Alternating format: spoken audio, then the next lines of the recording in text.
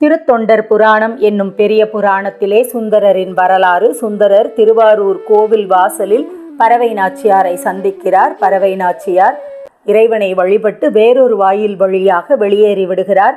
ஆனால் கண்டதும் காதல் கொண்ட சுந்தரமூர்த்தி சுவாமிகள் அவரை ஆலயத்தில் தேடுகிறார். எங்கே தேடினாலும் அவர் கிடைக்கவில்லை. அந்த நேரத்திலே சூரியன் அஸ்தமித்து கொண்டு வந்தது என்று பார்த்தோம். இப்போது வெண்ணிலா முகிழ்த்து விட்டது என்று சொல்கிறார். மறுயில் சிந்தை வன் தொண்டர் வருந்தினால் இரு மருங்குலார்க்கு யார் பிழைப்பார் என்று நறுமலர் கங்குல் நங்கை முன்கொண்ட புன்முறுவல் என்ன முகிழ்த்தது வெண்ணிலா.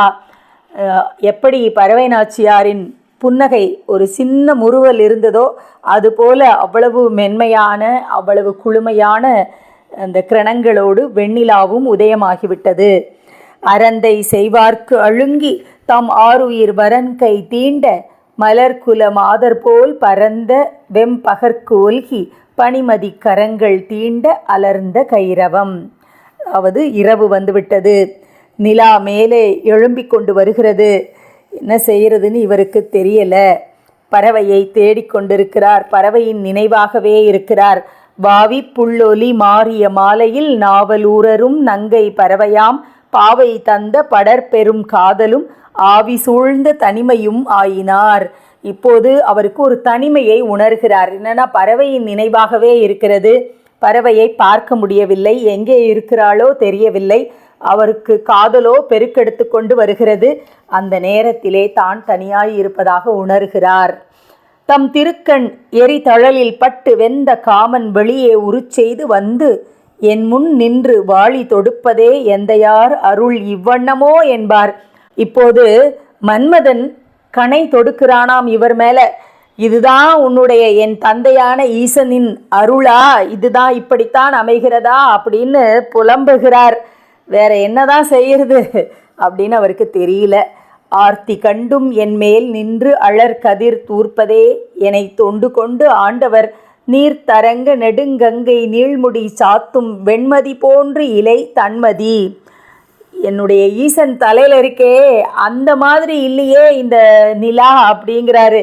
ஏன்னா அவருக்கு அது சுடுதான், அந்த நிலவு குளுமையை தரவில்லை அப்படிங்கிறாரு. இப்படியே அவருடைய காதல் பொங்க அவருக்கு எல்லாமே ஒவ்வொரு வினாடியும் ஒரு யுகம் போல கடந்து கொண்டிருக்கிறது அப்படின்னு சொல்கிறாரு சேக்கிழார் சுவாமிகள். பிறந்தது எங்கள் பிரான் மலையத்திடை சிறந்து அணைந்தது தெய்வ நீர் நாட்டினில் புறம்பனைத்தடம் பொங்கு அழல் வீசிட மரம் பயின்றது எங்கோ தமிழ் மாருதம். தமிழ் மாருதம் எப்படி இருக்கா இப்போ புலம்புறார். காற்றை பார்த்து புலம்புறார். தென்றல் வீசுகிறது, அந்த தென்றலை பார்த்து பேசுகிறார். தமிழ் போன்ற இனிமையான தென்றல் காற்றே அப்படின்னு கூப்பிடுறாரு சுந்தரமூர்த்தி சுவாமிகள். நீ எங்கே உற்பத்தியானாய்? எங்களுடைய எம்பெருமான் சிவபெருமான் வீற்றில் இருக்கும் பொதிய மலையில்தானே. நீ சிறப்பாக நடைபயின்று அங்கேருந்து வந்து புகுந்ததோ தெய்வத்தன்மை படைத்த காவிரி நீர் பாயும் சோழ நாட்டிலே. அப்படி இருக்கும்போது வெளியில் இருக்கிற வயல்களிலும் தடாகங்களிலும் நுழைந்து வந்ததுனால நீ குளிர்ச்சியான காற்றைத்தானே வீசணும். உன் இயல்புக்கும் பிறப்பிற்கும் மாறாக அறமே இல்லாம இப்படி வெப்ப காற்றை நெருப்பின் ஜுவாலை மாதிரி என் மேல வீசுறியே, இதுக்கு நீ எங்க கத்துக்கிட்ட அப்படின்னு கேட்குறாரு. ரொம்ப சுவாரஸ்யமாக காதல் பெருகியவருக்கு எப்படியெல்லாம் மடம் வந்து சேருகிறது அப்படிங்கிறத சேக்கிழார் சுவாமிகள் இங்கே மிக அழகாக எடுத்து காட்டி கொண்டு போகிறார். புலம்பிக் கொண்டே இருக்கிறார். இன்னும் எதையெல்லாமோ பார்த்து புலம்புகிறார். மன்மதன், சந்திரன், கடல், தென்றல் எல்லாத்து மேலேயும் அவருக்கு கோபம் வேற பொங்கிக்கிட்டு வருதான். இப்படி என்னை பிரிந்தவருக்கு துன்பம் விளைவிக்கிற குயில் அது கூட அது புலம்புற மாதிரியே அவருக்கு கேட்குதான். என்னதான் செய்யறதுன்னு தெரியல. ஆனால் அங்கே அவ என்ன செஞ்சிட்டு இருக்கா அப்படிங்கிறத இப்போ சொல்ல ஆரம்பிக்கிறார். கனங்கொண்ட மணிகண்டர் கழல் வணங்கி கணவனை முன் பெறுவாள் போல இனம் கொண்ட சேடியர்கள் புடைசூழ எய்து பெரும் காதலோடும் தனங்கொண்டு தளர் மருங்குல் பறவையும் வன் தொண்டர்பால் தனித்து சென்ற மனம் கொண்டு வரும் பெரிய மையல் கொண்டு தன் மணி மாளிகையை சார்ந்தாள். அவர் ஆண் வெளிப்படையாக தேடினார். இப்போ புலம்புகிறார். பார்க்கறதையெல்லாம் கேட்டு கேட்டு பறவை நாச்சியாரை தேடி புலம்புகிறார். ஆனால் அவ என்ன செய்கிறா பாருங்க. என்ன ஆனாலும் அவளுக்கும் அவர் மீது அந்த சிந்தை போய்விட்டது. அவர் பார்த்தாலே நம்பியாரூரரை அவரையே நினைத்து கொண்டிருக்கிறாள் பறவை நாச்சியார். நம்பியாரூரரிடத்து தனிமையாக செல்லும் மனம் கொண்டு அவரிடத்து ஒருபோதும் தளர்ச்சி தோன்றாத இப்போது புதிதாக ஒரு வகை மயக்கம் தோன்ற அத்துடனே தனது அழகிய உப்பரிகையை சென்று சேர்ந்தார் அப்படின்றாங்க. அவள் உப்பரிகையில் போகிறா, ஆனாலும் அவளுடைய சிந்தை அங்கே பார்த்தாலே அந்த நம்பியாரூரர் மீது இருக்கிறது. சீரடி மேல் நூபுரங்கள் அறிந்தன போல் சிறிதளவே ஒலிப்ப முன்னர் வேறு ஒருவருடன் பேசாள்.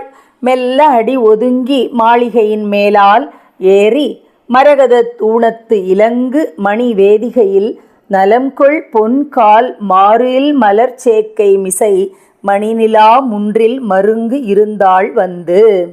அவளும் வந்தா, யார்கிட்டையும் பேசலை, அமைதியாக மேலே ஏறி உப்பரிகைக்கு போனா. நிலா மாடத்துக்கு போய்விட்டாள்.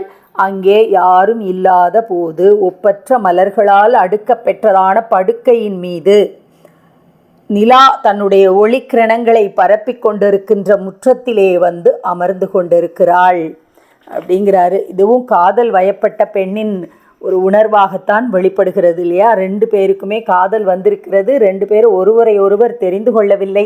ஆனாலும் இறைவன் திருவருள் எப்படி கூட்டுவிக்கப் போகிறது அப்படிங்கிறத தான் இவங்க 2 பேருமே நினைத்து ஏங்குகிறார்கள். அவ்வளவில் அருகிருந்த சேடிதனை முகநோக்கா ஆரூர் ஆண்ட மைவிரவு கண்டரை நாம் வணங்கப்போம் மருகு எதிர் வந்தவர் ஆர் என்ன இவ்வுலகில் அந்தணராய் இருவர் தேடு ஒருவர் தாம் எதிர் நின்று ஆண்ட சைவ முதல் திருத்தொண்டர் தம்பிரான் தோழனார் நம்பி என்றாள். அப்போ அந்த மாதிரி நிலா மாடத்திலே போய் உட்கார்ந்து கொண்டு விட்டாள். தனிமையை விரும்புகிறாள். நினைவுகள் எல்லாம் சுந்தரர் பால் இருக்கிறது. அப்போ நாம் கோவில் வாசலில் பார்த்தவர் யாருங்கிற எண்ணம் அவளுக்குள்ள அந்த கேள்வி இருக்கு இல்லையா? அதை தோழியை பார்த்து கேட்கிறாள். நம்ம பார்த்தோமே கோவில் வாசலில் ஒருத்தர் எதிர்க்க வந்தாரே, யார் அவரு அப்படின்னு கேட்ட உடனேயே இவ சொல்லிட்டா, அவர் தம்பிரான் தோழனார் நம்பி அப்படின்னு. சைவ முதல் தொண்டர் அப்படிங்கிறார். முதல் தொண்டர் அவர் தானே, எம்பெருமானுக்கு கைங்கரியம் செய்யும் அணுக்க தொண்டராக இருந்தவர் தானே, ஆதி சைவர் சமயத்தை சார்ந்தவர் அப்படின்னு எல்லாத்தையும் சொல்கிறா அவ.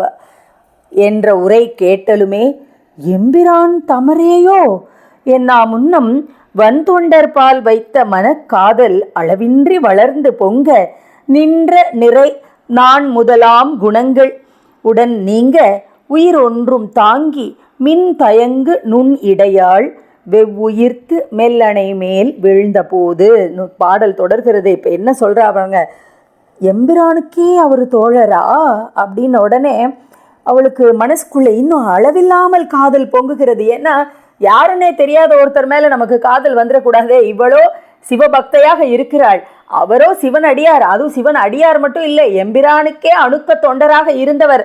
அதனால அவர் இறைவனுக்கே தோழன் அப்படின்னு சொன்ன உடனே அவர் மேலே இவளுக்கு ஒரு நம்பிக்கையும் அதனாலே பொங்கிய காதலும் பெருகுகிறது. இப்போ அவளுடைய இந்த வெட்கப்பட்டு கேட்கலாமா வேண்டாமான்னு ஒரு தயக்கம் வருமே, அது போயிடுச்சு அவளுக்கு.